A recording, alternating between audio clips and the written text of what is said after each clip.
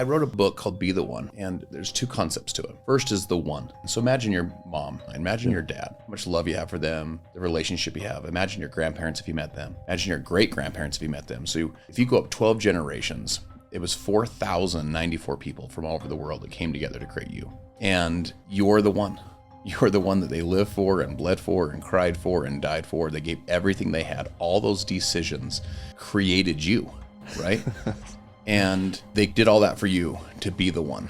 The second part is not become the one, it's be. So be is a present term. Yeah. It's to be that one today. The word decision is a Latin word. Decision, when they created the word, meant to cut. And the D meant off. So a decision cut off all other possibilities. What if you're the one that future generations look up in their family lineage and they say it was him, or it was her. She's the one, or he's the one that changed our family's life forever. The abuse stopped with him. Like the addiction ended with her, or the financial principles that set our family free. They started with my great, great, great, great grandpa, and he's the one. And you ask this question, how many people does it take to break a generational curse? It just takes one. It just takes that decision. So never been this old before, never be this young again. And you can't always control what happens, but you can control what happens next, because you can make new decisions to go be the one that changes generations of people.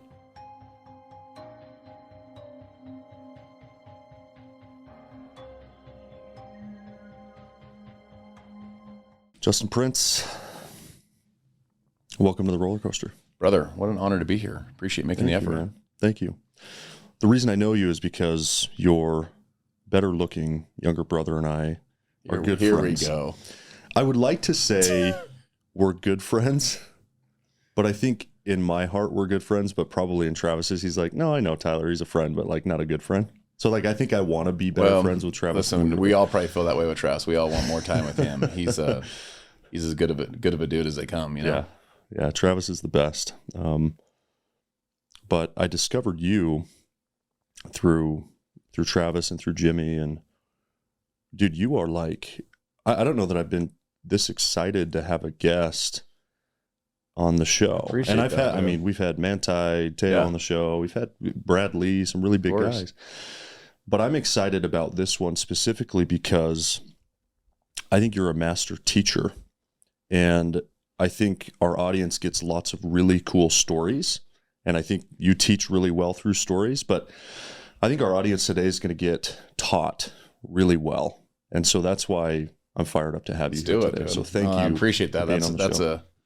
That's a great honor. So Jesus was actually known, one of his titles was master teacher. Yeah. By the way, what a cool title, right? For sure. Be able to take words, take concepts, take stories, take illustrations, and teach them. And in his case, they're still being taught. Those same stories are still being taught thousands of years later. So, and that's a huge honor. Appreciate it. One of the things you said recently on your Instagram story was you were talking about Kobe Bryant, which I think you're a fan of. Yeah, of course. He said that leadership is not taken or given, it's earned. What do you think he meant by this? I mean, listen, Kobe, they tell the stories of when Allen Iverson, so they were about the same age, right? They're basically my age, our age, right? Yeah. So Allen Iverson lands in LA, Kobe picks him up at the airport, they go to a nice dinner, and it's 10, 11 o'clock at night. And AI says, hey, come with me to the club. Kobe goes, no, I can't. I got plans. He goes, what are you up to? What are you going to go do? Kobe goes, I'm going to go work out. And AI goes, he was that guy. Yeah. So AI had this crazy amount of athleticism. He was, 6 feet tall, 175 pounds, and he's just crushed the NBA. He's like, Kobe had all of the gifts. I tell people, you want to build skill above your talent.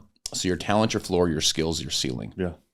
And what Jordan did is Jordan built skill above the talent. What Kobe did is he built skill above the talent. Most people, what they do is they rely on the talent. The earning it is the skill. So check this out. So I'm up here in Salt Lake. My girls, I was telling you, are dancing at our high school football team is playing in the state championship game. They dance at halftime up at the University of Utah. Tell my little girls all the time. They're 16 and 14. I said I call them sisters because they're my two daughters. I said, sisters, listen. I said, I'm so proud of you when you're on the University of Utah field. That's a big deal for a kid, right? You're up at your local university. I was like, but what I'm really proud of you for is all the nights I see you in our gym working when it's dark and no one's out there, and doing all your turns and twists and all your stuff. It's all the stuff you're earning in private. Covey calls it the private victories versus the public victories. And Covey says we're rewarded in public for what we do in private. And he said that the real victories are the private victories. And that's the earn. The earn's the private stuff. Now you do need to show up and perform in public. Don't get me wrong, but the earn is all the stuff that happens when no one's watching. Yeah. A lot of our audience isn't LDS members. You remember the LDS Church, I believe, right? So am I. There was a great quote. It was given in general conference, and some people just going to turn off. I get it, but I don't care, right? And it was by Dieter F. Uchtdorf, and he said, teach the gospel at all times. You remember this? And if necessary, use words. So check this out. St. Francis of Assisi was a Catholic saint, or is a Catholic saint. And this concept, this logic comes from him. He says, teach love, teach compassion, teach heart, teach charity. And if you have to use words, that's where the logic first came from. Yeah. And, by the way, let me say this about it. If this is triggering for you to talk about faith or whatever, listen, first of all, I mean, I respect, your right to feel however you feel, but this is what I'd share. You want to study from all of the best works. Yeah. So all of the best minds that you can get, and people that are trying to excel, anyone that's like in the 1% of what they do. So in this case, Dieter Uchtdorf is in the top 1% in his world. Right? Yeah. St. Francis of Assisi is in the top 1% of all Catholics. You want to learn from people that play the game in the 1% category. For sure. That's well said. Yeah. From whatever different persuasion they come from, you want to learn from those guys and those gals. Really well said. And I agree. And I love what you said about your daughters too. That's powerful dad moments. We're going to talk about being a father today a lot, because it's the thing that I spend the most amount of brain power on today, for sure, with now 4 kids. I'll share this. So you mentioned my brother Travis. I'll share this about you as a compliment to you and to him. Yeah. So Travis, my oldest is 19. His oldest is 2. Yeah. So we had this big gap. I got married young, quite a bit, significantly younger than he did, had kids and the whole thing. So I almost am like, my youngest is 11 and he just had a little girl. Yeah. Right. And so I'm watching him as I've kind of been through some of those journeys. Yeah. Right. He's got these young little babies, I'm watching him as I go through some of those journeys. And I look at his enthusiasm for how enthusiastic he is to be a dad. Yeah. It is so cool. This is not like, I got to change the diaper. Like, why are they crying at night? I got to get up. It's like the exact opposite. His passion, his enthusiasm, his desire. And you share the same thing. Like, your eyes light up, your physiology changes. When you talk about your kids, you're this, like, I want to do a good job. Like, I'm going to show up. I'm going to be present. I'm going to be intentional. That is a great compliment. And people have asked me sometimes, like, I had a friend call me once and he goes, hey, will you do like a coaching program? So I'm dead serious. He goes, will you do create a coaching group for parents, like helping parents to raise their kids? Yeah. And I kind of said something, kind of joking. And he goes, no, I'm serious. He goes, like, dude, I would pay you to teach this. I go, listen, bro, it's 3 steps. He's like, okay, what are they? I go, step 1 is marry Missy.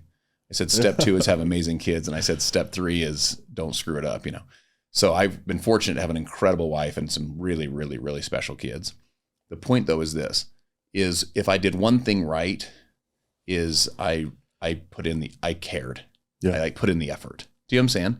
For sure. Like, I really had that same enthusiasm, or at least intentionality, that you and Travis have.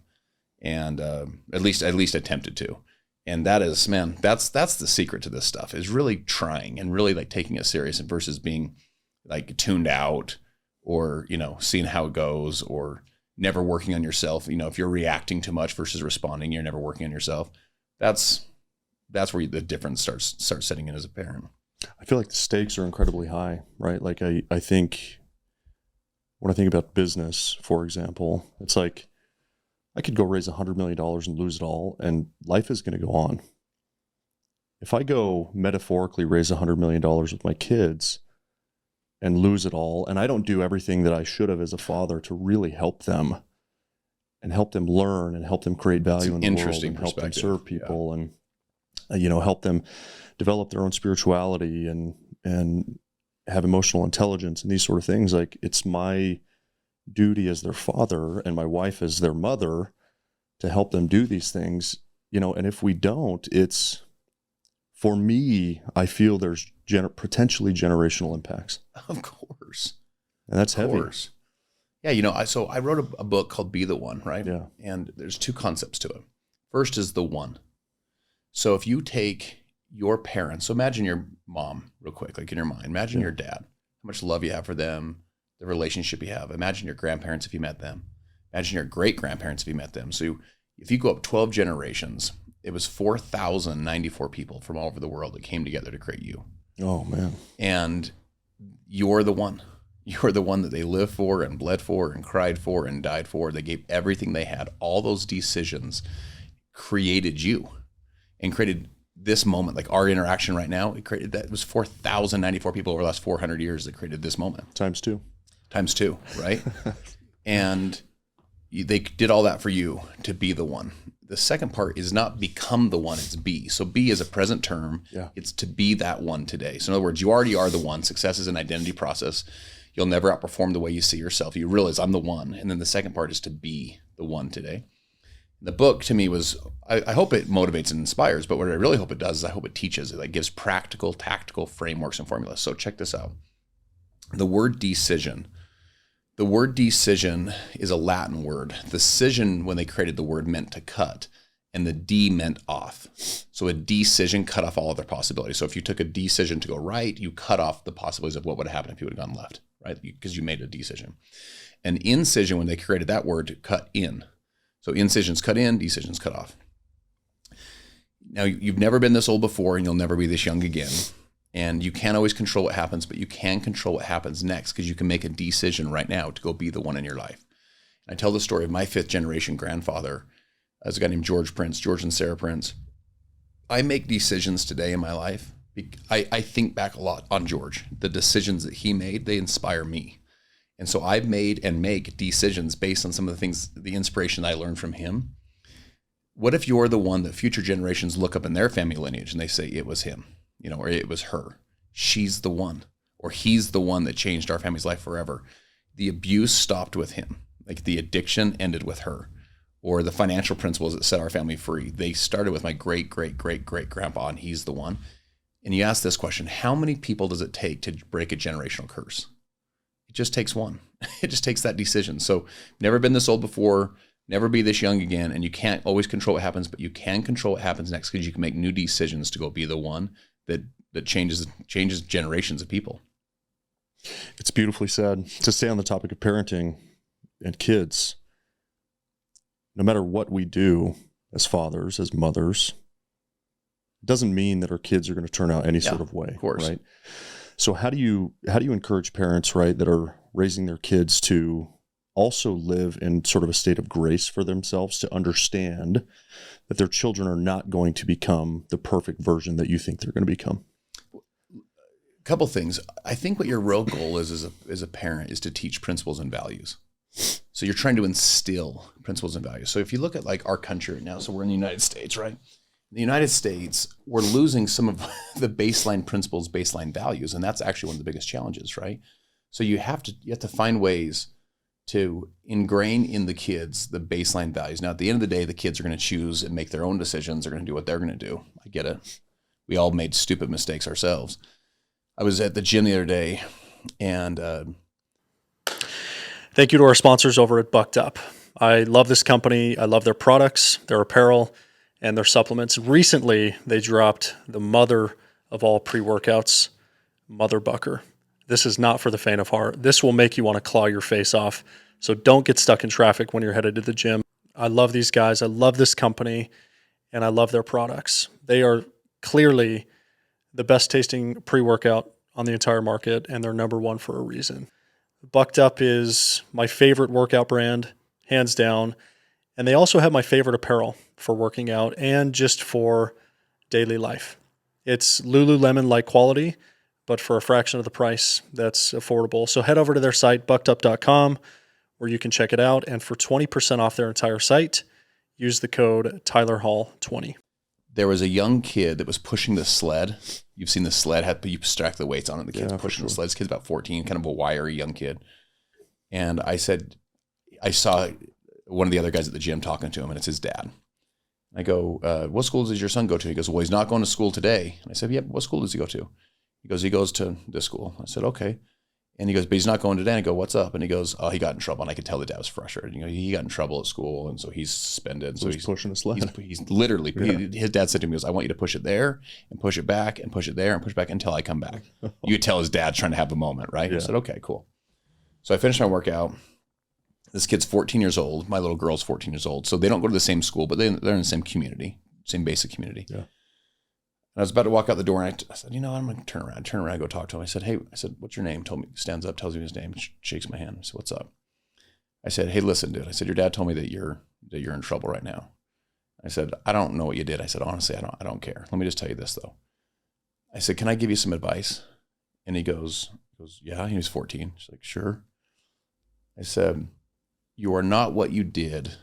You are what you repeatedly do. I said, we all make mistakes, dude. We all do stupid stuff. When I was your age, I did a bunch of stupid stuff too. I said, so don't worry, bro. We all did that. I said, but you are what you repeatedly do. So I said, what you want to be thinking about today is you aren't defined by these mistakes that you made. Whatever it was, I honestly don't care what it was, but you're not defined by that. What you are defined by, though, is what you repeatedly do moving forward. I said, you want to build some good habits and some good patterns, so just so you don't keep finding yourself in the same spot. I said, other than that, bro, wish you luck and, good luck. He's like, oh, thanks so much.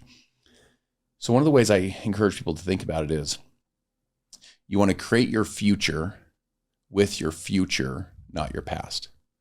Create your future with your future, not your past. In other words, what most people do is we create our future from our past mistakes, past failures, past doubts, past pains.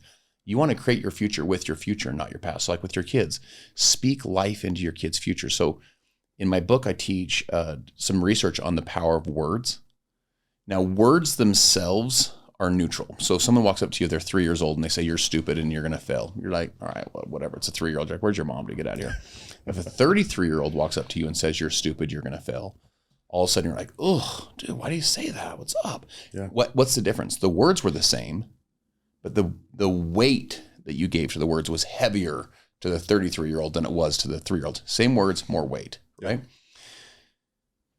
Christine Porath has done studies both at Georgetown and at Harvard where she says that your neutral or positive words. So positive would be like, yo, I got this.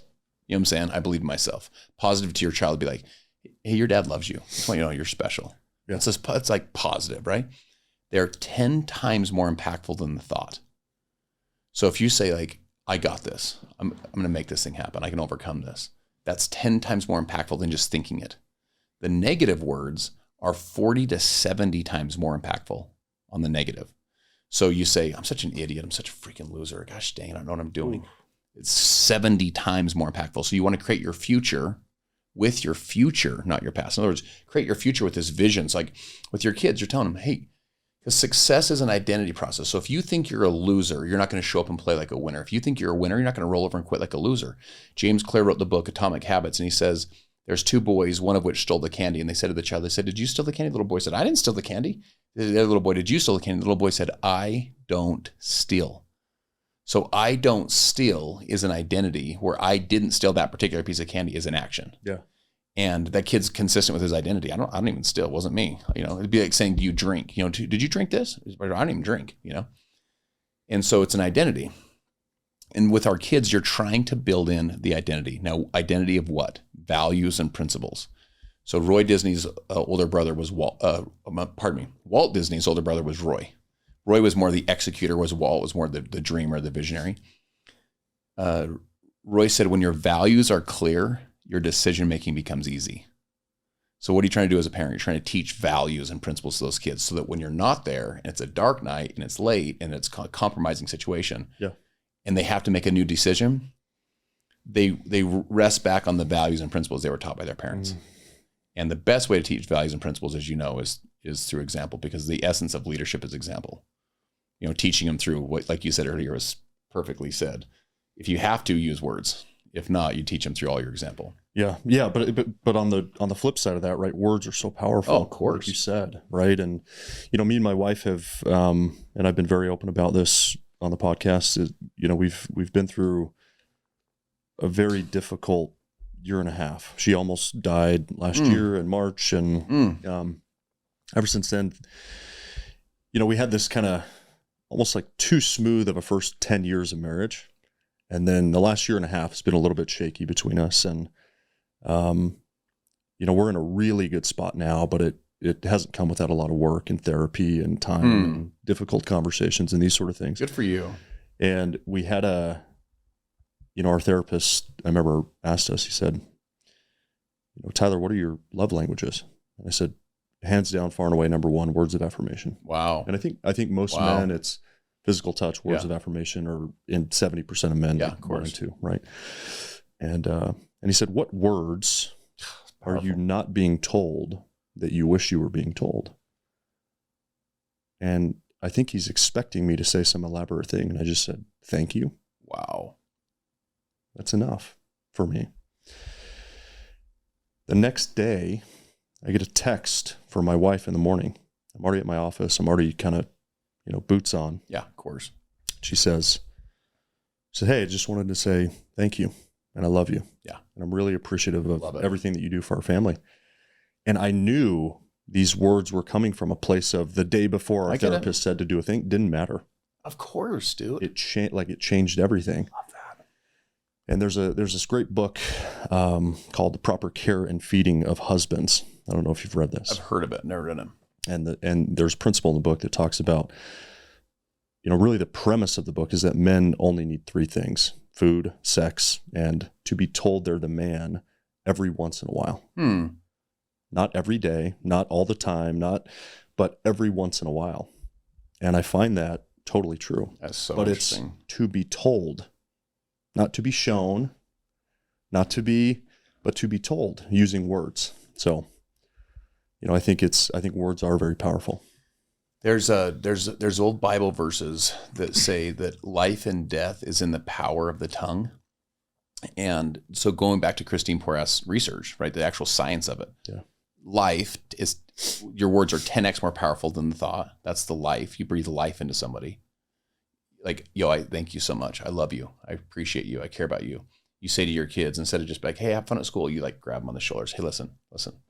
Your dad loves you, or your mom loves you, and you're special. You go crush it today. Like, I want you to know how much I love you. All of a sudden your kids are like, Dad, calm down. But you know how it is. It's anchoring those kids. So like, dude, my dad loves me. My mom loves me. Life is in the power of the tongue, and death 70 times the impact of a thought. So Trevor Moawad wrote a book.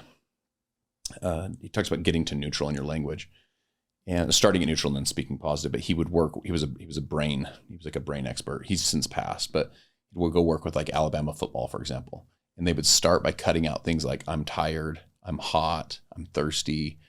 This sucks. They'd cut all the negative out and only speak positive. By the way, one of the challenges I give my teams, I've done this with my kids, I give my teams this, and I'll share this with your podcast. What if you made a decision today, right, that you said, I'm not going to speak negative anymore? Like, I'm just not going to speak in negative anymore. So in other words, I won't type it. I won't say it. I won't type it. I won't repeat it. So I just won't let negative stuff come out of my mouth.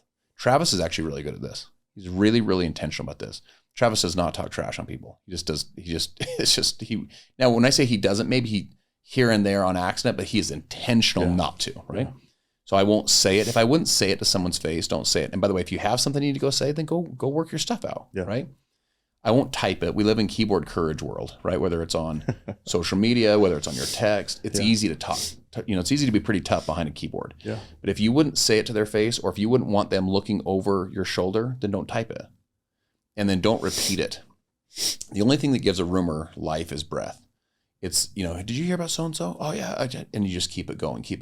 Just, you're the one that all that stuff dies with. You know what I'm saying? Yeah. It hits you and just dies right there. Because you just say, I'm only going to speak life. That's just how I'm going to be. It's, you make decisions like this. I'm going to be the one that speaks life into myself, into my kids, into people I surround myself with, into friends, into my future. I just don't speak ill of people. Yeah.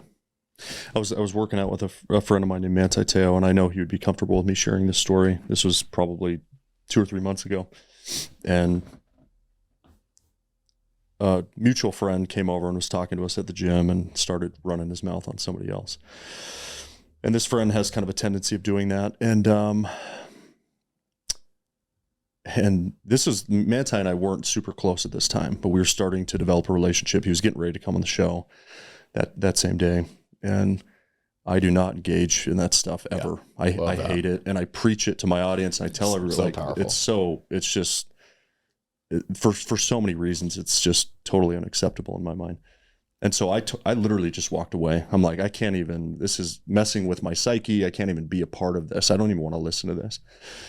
And Manti didn't say anything at the time, but like weeks later, he called me and he says, bro, you did something that was like super profound. He said, do you remember when so-and-so came up and was talking to us he goes, do you remember what you did? He said, you like disappeared. Wow. And he goes, and I watched you literally for in a split second, see what was happening and just get out of the way. And he's like, bro, that like changed me. Wow. Because I realized I don't want to be the guy engaging in that now. And so that's example, brother. There's this is I'm paraphrasing this story in this quote, but Jay-Z has a quote that says, someone came up to Jay-Z and they said, did you hear what they said about you? They said, dude, they were saying all this stuff. And Jay-Z said, if you were my friend, you wouldn't have let him say all that stuff about me. Like a friend's like, yo, they're my buddy, or hey, I don't even want to get into this. Yeah. It's just not. It's not my thing. It's powerful, and again, that is rare. Anything that's rare is more valuable. Yeah. So we talked about studying the 1%ers. Do you want to know what's about a commonality of all the 1%ers in the world? They're rare. Anything that's rare is more valuable. A diamond that's rare is more valuable. A friendship that's rare is more valuable. Yeah. A person that has courage is rare. Anything that's rare is more valuable. Someone that doesn't speak negative on other people is really rare. If you want to be valuable, be rare. And if you want to be rare, don't speak negative about other people. Just be like, it's just not my thing. That's right. It's really rare, and it's really special. And you will stand out. Just like you stood out to Manti, anyone listening that will say, you know what, I'm in. I'll do that. Yeah. They will stand out. People will come up to them and say the same thing that Manti said to you. They'll be like, I don't know what it is about you, but like, bro, I'm in. Like, I want to be more like you. That's 100%. Really cool. I want to share one more thing on this before we kind of close the loop on this topic. I hadn't seen my parents in a while. I had dinner with them last night. They live up in Jackson Hole. They came down. I have a brother that's in town from Brazil. Awesome. And, my father models what you were talking about really well, and he listens to the podcast. And so I just wanted to say this for him. When I greet my father after not seeing him for a long time, typically the words I love you are a departing thought or a departing statement. So, hey, so cool. We're hugging, we're leaving. Every time I see my father, he walks up to me, doesn't say, hey, how are you? How's the kids? He literally will grab me and he'll look me in the eyes and he'll say, I love you so much. That's so cool. And dude, it's like every time I'm like, oh my gosh, dude. And he's like emotional about it. And I get emotional about it because it's like. That is such a great example. And so I saw him do this last night and I went, man, he's always done this. And this is the first time I've really realized. Yeah, almost noticed it in a way. I always thought it was like kind of weird. Of course. I'm like, why is he telling me? Like, I know. But dude, he does it every time. And I think it's a really good example. And I want to start modeling that with the people that I love. Like when I see him, hey, I love you so much, man. It's so good to see you. It's a great takeaway. We live in a world. So right now, we have global conflicts in multiple countries. We have less trust for the media than we've ever had in the history of our country. People are just not sure. Are they telling you the straight scoop? What's going on? Probably we have less trust for government than we've ever had in the history of the country. There's an undercurrent of volatility across the globe, totally. Right? So it's normal today to say I hate you for people you've never even met. But if you say I love you, it's weird. Yeah. You say, yo, I love you, and it's kind of like Dad, what's up? Or a friend says it, you're like, dude, calm down, bro. What's up? Or you say it to someone online, like, yo, I just want you to know I love you. They're like, is this awkward or what's going on? Listen, it's normal to say I hate you, and it's strange to say I love you. What if we had a paradigm shift as a human species, starting with one person at a time, and just is like, No. I'm going to start focusing on telling people I love them and that I value them and I appreciate them. I mean, honestly, you're just like having this even moment right now with you. Like, you're a really interesting juxtaposition because you're 6 foot something, 200 something, just freaking jacked. Oh and I walked in, I was like, holy crap, you know, but you're really, really kind of a soft-spoken, heart-centered person, you know, like I'd really love and admire that about you. You could bowl your way around with people, and you know, you got the beard and just the whole thing. Instead, you're just this really heart-centered person.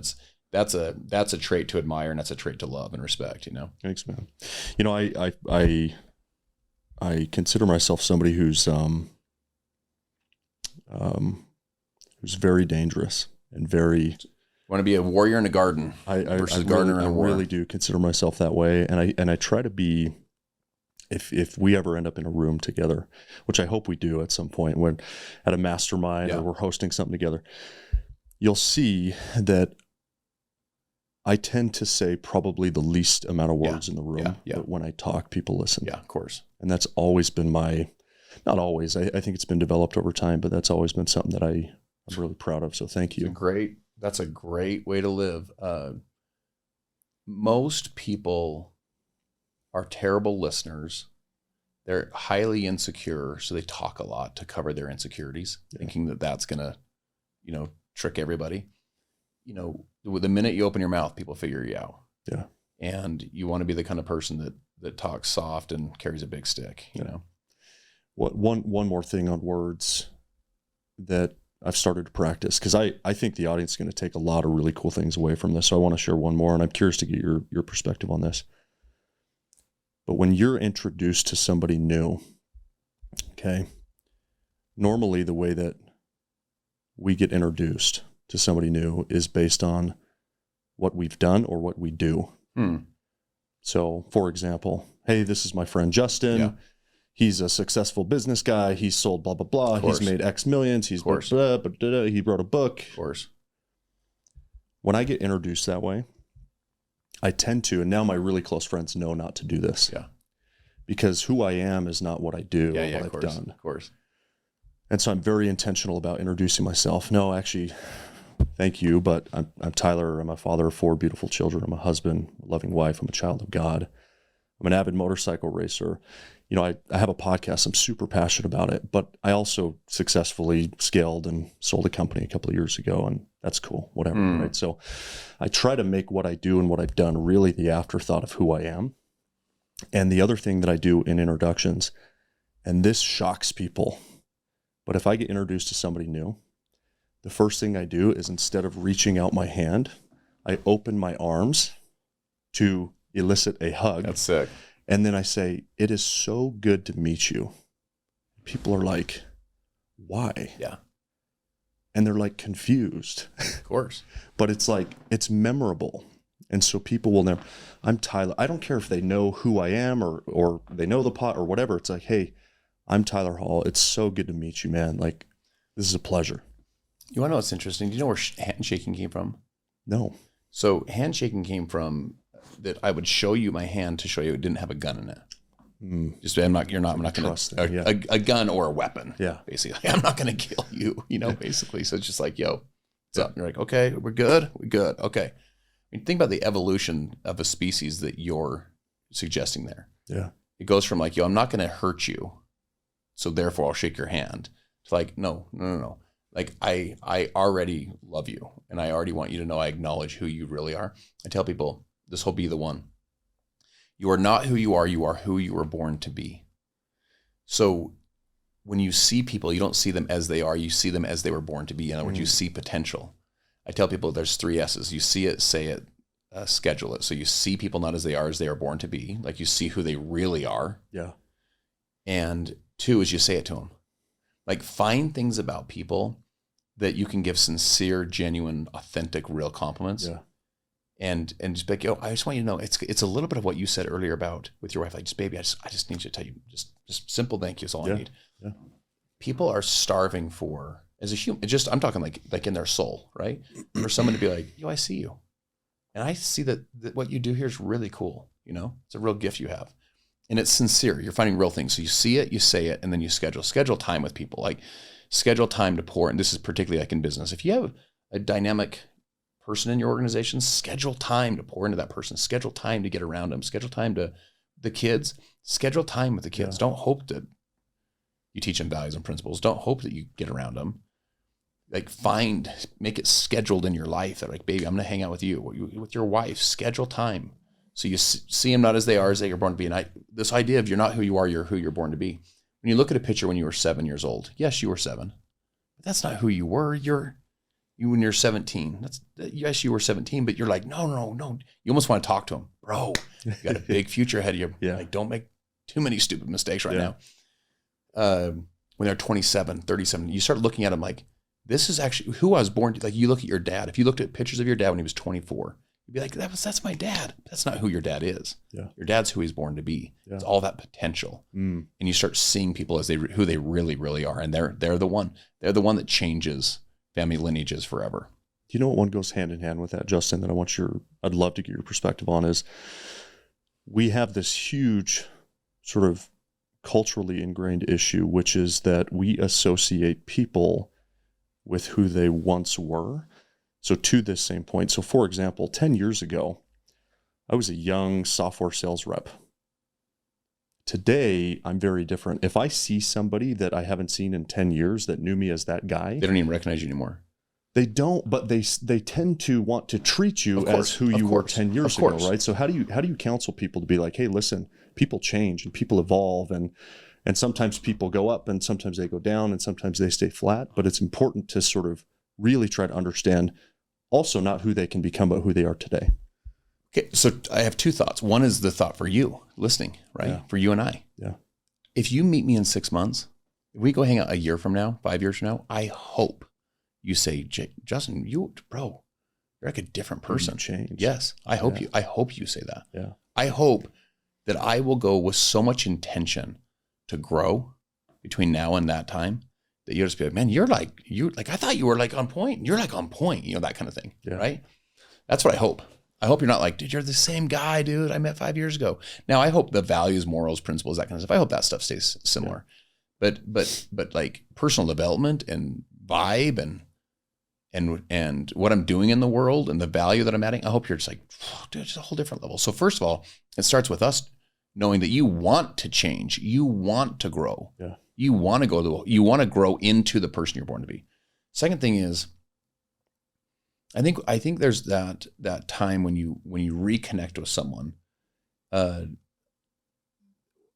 there's a nostalgia of talking about what we did in high school, but I don't love hanging out with friends that all we talk about is what we did in high school. I want to talk about where we're going. Yeah. I want to talk about like the big dreams we're heading to.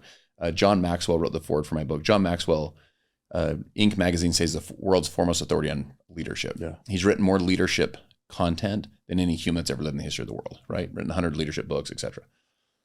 So what I probably admire the most about the guy, and I've traveled around the world with him, been in his home, had dinner, the whole thing.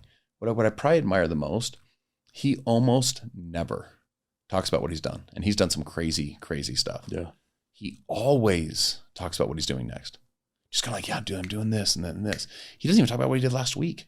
Just this vision. And right now he's 76 years old. He has this enthusiasm, just this raw, like, and energy. When we were in Costa Rica, we're traveling to, speak for the graduating police cadets, go to the black tie event for all the business people, go to the head of FIFA and meet the soccer team. And then we go over to the college university. And it's just almost this whirlwind tour, police escorts through the whole country. And I'm getting tired. Like literally, I'm like back in the van, like power napping, Which for a machine like you, that's... This guy, I'm whatever I was at the time, 30 something years old. He's 70 something years old. And he is just like wired. Now, he's the one speaking. So on one hand, he's got to be are you following what I'm saying? He's got to be a little wired. I get that. Yeah. But you could even argue he's the one speaking, so he's going to be even more exhausted because it's just, he's got to be on his... I get that. I watched him that whole time, and I watched him every time I'm around him. He has an energy level that comes from vision of where he's going and what he's going to accomplish and the lives he's going to change and the man he's going to be, that is insatiable. And that is what the goal is. The goal is to not talk about what you did 10 years ago. The goal is to talk about what you're doing tomorrow and who you're going to serve tomorrow, Totally. and who you're going to be, this person you're growing into, this full potential you're tapping into. What's the fine balance just between talking about what you're going to do tomorrow, but like when is it okay to start talking about your next thing, right? Because there's a lot of people that love to talk about, I'm going to go build a thing, I'm going to do a thing, I'm going to become a thing, but they're not about the action. Oh, brother. Right. So when is the right time in your mind to be like, hey, here's what I'm working on next? Like how far into a project you need to be? Look, I don't know if there's it needs to be 1 month. It's what we talked earlier. Talk soft, carry big stick. Yeah. Like be way more cattle than hat. In Texas, they say you're all hat, no cattle. Yeah. Listen, be a small talker and a huge doer. I'd rather like I teach a 3D vision in the book. A 3D vision. So vision, first of all, why have a vision? There's a couple of reasons why. Vision's not just like, yeah, it's cool, have a vision. No. There's old Bible verses that say where there is no vision, the people perish. We want to make it as simple as to say, if there's no vision, you're screwed. No, it's not that simple. Where there's no vision, the people perish. Yeah. So the kids, the life they could have, should have lived, that doesn't happen because dad didn't have a vision. So, and I don't mean perish like they die, but the potential of what they could have accomplished, who they could have been, who they should have been. The marriage, if there's no vision, the marriage can perish. If the business, there's no vision, the business can perish. What it could have been, should have been, what it could, the customers and the lives it could have and should have affected didn't never happen. Why? There was no vision from from a leader. So where there is no vision, the people perish. Now, here's the thing. Vision answers a question that we all have to answer during tough times. It's the answer that pulls you through tough times. Whether it's tough times in a marriage, whether it's tough times when your 14-year-old child's going through addiction issues, or like my buddy at the gym's having some challenges. What's the question that everyone asks when they go through tough times? In a business, revenue's down, man, we're like on the verge of death. What do we do? The question is this: will it always be this way? If it was always going to be this way, we make very different decisions. Then no, it's not always going to be this way. There's vision. The vision is the sun's coming up in the east tomorrow. The vision is we're going to make it through this. The vision is we can do this together. I know it's hard right now. I know it hurts. I know it's like, looks like we're like at the verge of, it ending. No. We're going somewhere. There's vision. Yeah. If it's not always going to be this way, then we make totally different decisions because there's hope, right? Hope is this anchor to your life of like, yo, you got this. We can make this happen. Okay. So I teach a 3D vision in the book. First is you define your vision. Brendon Burchard wrote a book called High Performance Habits, and he said it's the biggest study of high performers in history. He said if you were to tap a high performer on the shoulder and you were to say, what's your latest dream? What's your latest vision? What's your latest goal? He said a high performer can answer that question 7 to 10 seconds faster than the rest of the population. Why? It's because they've clearly defined it. It's a burning desire. Dreams on the back of your mind won't motivate you. Dreams need to be on the tip of your tongue. It's stuff that it's a burning desire. It's a dominant thought. It's stuff that you've defined. You've thought through this stuff. Most people, if you said, hey man, what's your latest dream? What are you working on right now? What's your latest vision or goal? They'd be like, what are you talking about? Like, it's like, what a stupid question. Like, I don't know. I'm watching the game this weekend or wake up tomorrow. Like, I don't know. Like, when's hunting season? Like, they wouldn't have like a dominant vision. And remember, small dreams won't inspire big people. You have to have stuff that pulls you through the hard times. Will it always be this way? No, it won't. Why? Because you've got a vision where we're going. Okay. Number 2 is declare. You declare it. You don't want to keep big dreams, big goals a secret. So my brother Travis and I did a men's physique competition about 6 years ago. I was succeeding in all these different areas of my life. Business was cranking. My marriage was going great. Kids were doing awesome. But I looked in the mirror one day. I was like, what the crap happened? It's like I have a standard as a human. And my personal standard is like, bro, this is, it kind of creeps up on you. Like one day you're like, wait, what? You turn to the side, you're trying to suck in. You're like, I can't suck in. Like, what's going on? So I was like, man, this is bull crap. And I just got this, I got to change this. And I also wanted to set a goal for my kids that was very physical, a physical goal they could watch, So I was like, man, I got to change this thing. So I called Trav. I didn't need a partner. I didn't need no accountability. I was in. I already hired a trainer. I was like, yo, I'm in. Told Trav, I'm doing a men's physique show. That's the one in the board shorts, right? And he goes, I'll do it with you. And I remember thinking, I don't need you either way, dude. I'm good. I mean, it'd be fun to do it with you, but I'm so committed. I'm so driven. And we started. We had 17 weeks to get ready. I remember I did a big Facebook Live for like a big social media thing. I actually was documenting. I had a videographer document the whole journey, whatever. Nice. And so as I was doing it, I remember one night specifically, my little girls on a Sunday night after dinner and stuff, they would 6 years ago, so they would have been 8 and 6. These two cute little girls. They made homemade chocolate chip cookies just after on a Sunday afternoon. Yeah. And they're, put everyone to bed. I'm like cleaning up the, just kind of locking the doors, whatever. Turn off the lights, and it's 11:30 at night, and I see the plate of cookies sitting there. And I just wanted to be like, I've been eating broccoli and asparagus and tilapia and chicken breasts. I was just like, those cookies look so good right now. And plus my girls made them, dude. They're like homemade, so they're probably even healthy because they're homemade, and your daughters made them, and there's so much love put into those cookies. And plus everyone's asleep. No one's even going to know. I could eat a couple of them left and then just put the dish in the thing, and no one even freaking knows. And plus I'm sure it's going to hit my metabolism and just boom, be gone anyway. And I'll go I'll do more cardio tomorrow. And I'm going through this whole thing. Rationalizing. Totally. And but that's no big deal. And I thought to myself, you should go do it. And then I thought to myself, guess what? You've committed to all these other people that you're not going to do that you're going to because I told them, I'm going to hit my goal. I'm going to teach this. I'm going to treat this thing. I'm going to trust the full process, and I'm not going to cut any corners. I didn't eat the cookies, not because of commitments I'd made to myself. I didn't eat the cookies because I had declared it to other people, and my integrity was on the line with them. Yeah. So in other words, I probably would have given up on my own integrity for myself, but with them, I told Travis I was going to be straight. I told my social media audience, I told my wife, I told my trainer, I told other people.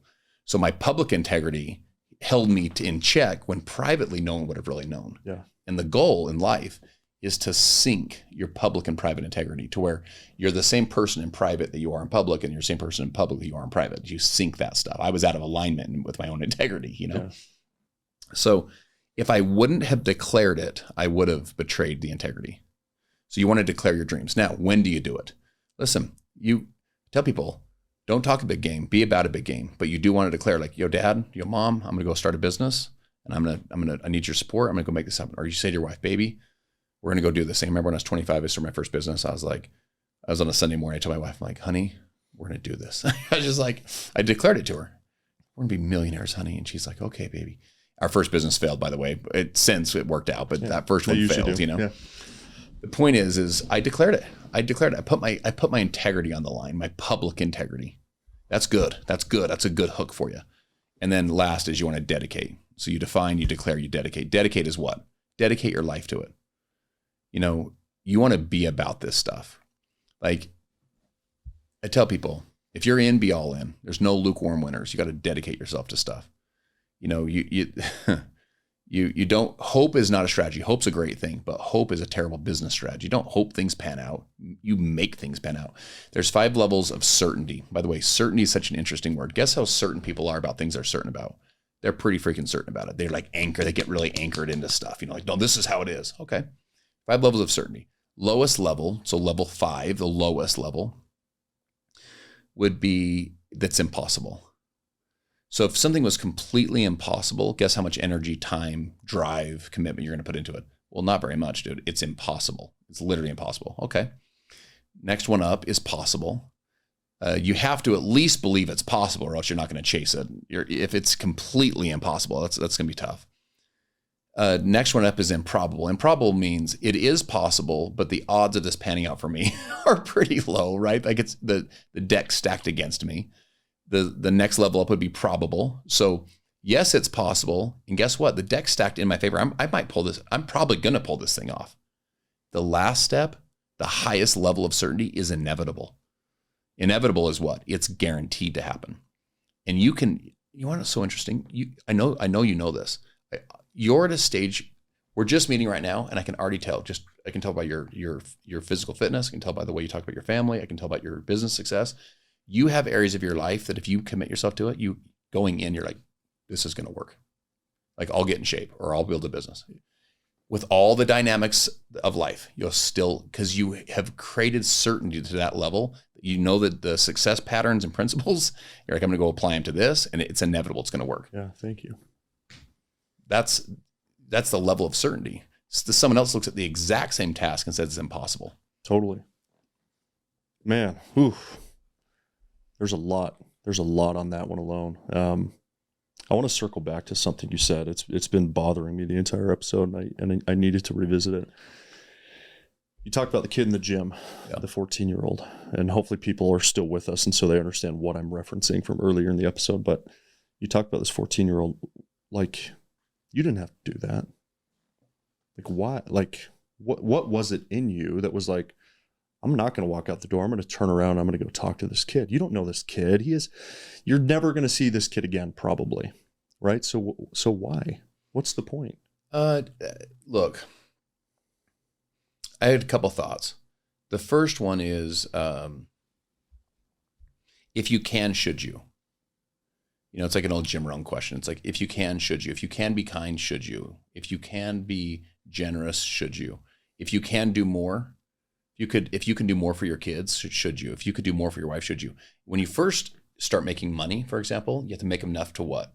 Well, like to pay for yourself, feed yourself and like house yourself, you know? Well, then you like, for example, then you get married. Now you got to make enough money, not just for you, but for her too. Then you have a kid and you're like, you know, any like dad will relate to this. You're like, oh dude, I got to freaking put some food on the table, you know, for this baby now, you know? Then you have 4 kids and you're like, holy crap, you know? But listen, what if you have enough to take care of you and your spouse and those 4 kids, and you could do more? You know, should you? Could you do more for the church? Could you do more for the community? Could you do more? You know, so for me, I was like, you know, if you can do more, should you? So that was, you know, just kind of a thought. I was like, I have some advice that could maybe help this kid. That's one. My second thing is that kid is one of the future leaders in our community. Now, he goes to different high schools than my daughter, the whole thing. But that's who my daughter dates, is the kids in our community. Yeah. And so if I could go like, hopefully pour into him real quick. And then the other thing is this. So my advice to him, you're not what you did, you are what you repeatedly do. So in other words, we all make mistakes. I get it. It's all good, bro. I did too when I was 14. But you can live a great life because you can change this and you can build habits and patterns and routines, right? So here's the point, is my daughter dates in that community. So I was just watching this kid just as I was doing my workout. I could tell his dad was pretty ticked off at him. Dude, my dad's been ticked off at me. I get it. I could like almost empathize with him a little bit. I remember his dad's like, don't stop pushing the sled till I tell you, you know, and his dad just went back to his workout. So, I mean, here's 30 minutes have passed, you know, this kid's just over there grinding on the sled. And I just wanted to almost give him just a little word of encouragement. You know what I'm saying? Like, yo, bro, it will not always be this way. It's a little bit of vision. Do you know what I'm saying? It won't always be this way, dude. You're not always going to be 14. You're not always going to be expelled from school. You're not always going to have your dad be pretty darn ticked at you, you know? It's not always, so it's just vision. Just trying to cast some vision in this kid's life, you know, yeah. And whether it'll have the depth of that interaction for him one way or the other, you're doing it also because it's kind of like the right thing to do. And hopefully it's some adds value. Let me say this too. I feel like my life has kind of prepared me for moments like that. Like I have stuff to say. Do you know what I'm saying? I have stuff to say. I don't know if everyone else in the gym, and I'm not saying this, that I'm better or worse. It's just, I'm living my own journey. I don't know if all those other guys at the gym have stuff to say to that kid. I have some stuff to say, like, yo, bro, listen, just from my own experience and the leadership journey that I've been on. And I have some insights, you know, I built teams. I've worked with people. Like if I have some stuff to say to this kid. So if you can say it, should you say it, you know, kind of thing. You did a trip to Greece in 2021. You talked about this horse stable analogy. There's a lot of people right now today that probably feel like they're stuck in a stable, right? But I think the message that you wanted to get out to the world is that you don't have to be stuck in the stable. You can get out. You can change today, tomorrow, the next day, right? How do people get out of the stable? Well, let me say this about Greece. So check this out. If you can think in your mind about Santorini, if anyone can envision that. So Santorini it's basically was built through caves. Like the hotels are like almost inside of the rock systems. Yeah. It's like one of the most epic, most iconic. It's this little island, right? It's one of the most iconic places in the world. So the government at the time and the men that were in power at the time gave the the caves to the women. They're like, listen, we're the men, we're in control. So the inside of the land is going to be us. Like inside of the island will be ours. The women were cast into the caves. Basically, that was the property that they were given, where the men had the vineyards and had the goats and they could do the farming. Well, over time, the caves actually became the most valuable real estate because it overlooked all the water. It was just the most gorgeous thing. These women, these extremely industrious women, started building all the hotels and all the stuff. They became the multi-millionaires. So sometimes your weaknesses are your strengths. You know, you think of like a sloth. This is a silly analogy, but how does a sloth survive in 2023? A sloth, have you ever seen how slow a sloth moves? It's the easiest prey in the world, dude. It's like, I mean, come on. It's because animals work on instincts. Predators work on instincts. So like if a lion, I was in Africa with Travis and my two of my brothers and my dad went to Africa this summer. And the guy said, if a lion charges you, now this is easier said than done from a human perspective, because if a male lion, imagine this, boom, in their bush, a lion charges you, goes, what do? You stand your ground. Because the lion's like, what in the hell's happening? Why is this guy not running away? It's so surreal to the lion that they can't quite figure it out. If you turn and run, it's just all instinct. It's just over. Yeah. Because that's what it knows, is to attack the prey. You can see like a little cat, if you have the thing, you're like doing the little yarn thing, the cat will it's just instinct, right?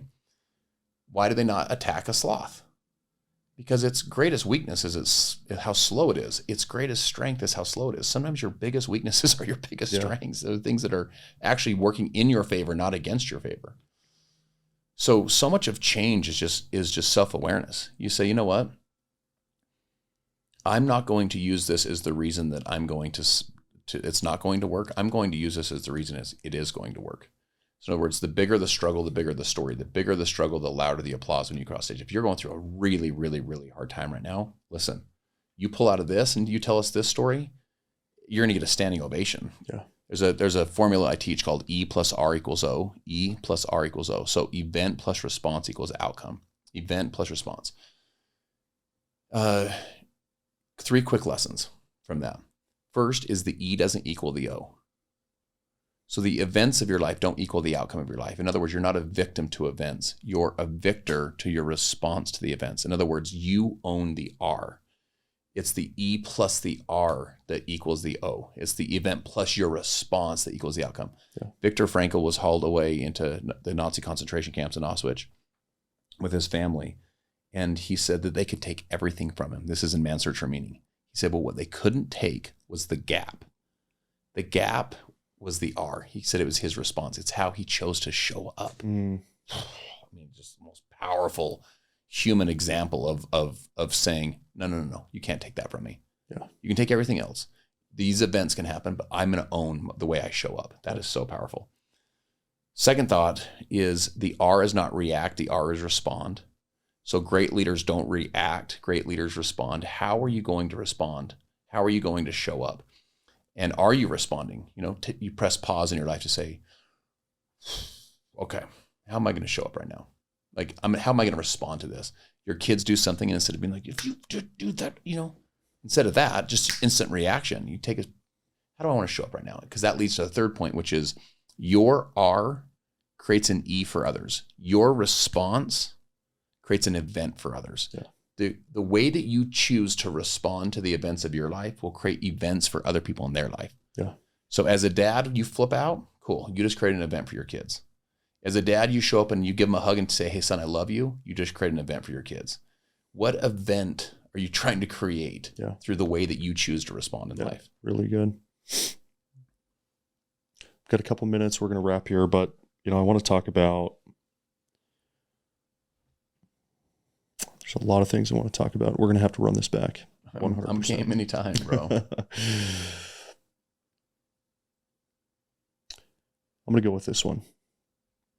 You said that if it is possible for my friend, it is possible for me, it is possible for you. Your life is like a testament for others. You also said, I dream, I fight, I finish. Mm-hmm. I think this is like your thing, right?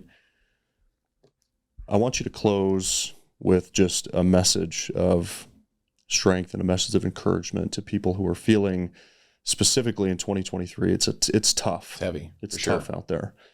And there's specifically women, I'm not discriminating, I love you too, but there's a lot of men out there that are really struggling. Our depression rates among men are the highest they've ever been in the history of the world. It's crushing. It hurts. It hurts me to see this. And I've known 5 people within my proximity that have committed suicide in the last 6 months. I mean, it's getting out of control. So I want you to sort of, to me, but even to the camera, I want you to just share directly with the audience just a message of hope. Yeah. So let me start by saying this. It's a great lesson.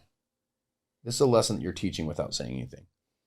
The amount of preparedness that you did for this, like with having quotes and in 21 and going through this, it speaks volumes for all of us. Because you said earlier, I want to be dangerous. You want to be a warrior in a garden versus a gardener in a war. It's better to be prepared and not have the opportunity than have the opportunity and not be prepared. There's just a great lesson. Like I've been on a ton of podcasts, I've done a ton of interviews, the whole thing. Your amount of preparedness is a great subliminal lesson that we all should be watching and learning right now, of how do you overcome tough times? How do you get through? Freaking get prepared, dude. Prepare yourself. There's the concept of if you're prepared, you shall not fear. Yeah. Right? Well, how do you eliminate fear? You do it through preparedness. You don't hope things go well. You're prepared, right? Okay, that's the first thing. So I'll share this. I'll end with this: I dream, I fight, I finish. They're identities. Yeah. They're identities, right? So I dream. You want to dream a dream that inspires you, and a dream that inspires others. I dream. You want to dream a dream because your dream is fuel. It's fuel for your soul. Your dream's what will pull you through the hard times. So you dream. You start dreaming. One of the great gifts that humans have. Animals work on instincts. Humans work on imagination and dreams. We can create in our minds. We're creators. We can think of stuff and go make it happen. It's the craziest thing ever. Someone at some point thought of Jimmy one time thought of this room, and then here it is. It's real. He created it. It's powerful. You can dream stuff. So I fight. Life is not easy. Life is a fight. Les Brown says, if you want a thing bad enough to go out and fight for it, to work day and night for it, to give up your time and your peace and your sleep for it.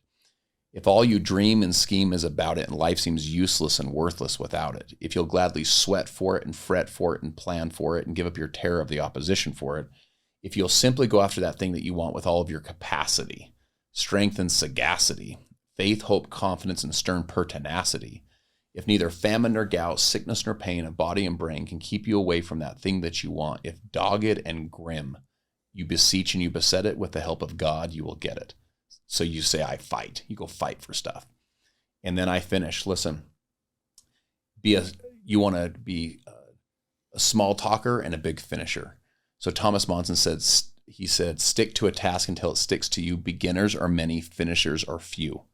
You don't want to be a big talker. You want to be a big finisher. The greatest finisher in the history of humanity with the most impossible task in the history of humanity. When he finishes his task, he finishes the whole thing by simply saying, it is finished. Yeah. Be a finisher. Don't be a big talker. Don't be a big thinker. Be a big finisher. So I dream, I fight, I finish our identities. When you go through hard times, you say, no, listen, I'm a dreamer, I'm a fighter, and I'm a finisher. I'm going to make it through this thing. And the sun's coming up in the east. This has not come to stay. This has come to pass. I'm knocked down 6. I'm up 7. And you never quit on bad days. You never quit your marriage on a bad day. You never quit your job on a bad day. You never quit your physical fitness journey on a bad day. And you never quit your life on a bad day. Why? Because it will not always be this way. Like the sun's coming up in the east. Thanks, man. Thanks for being here.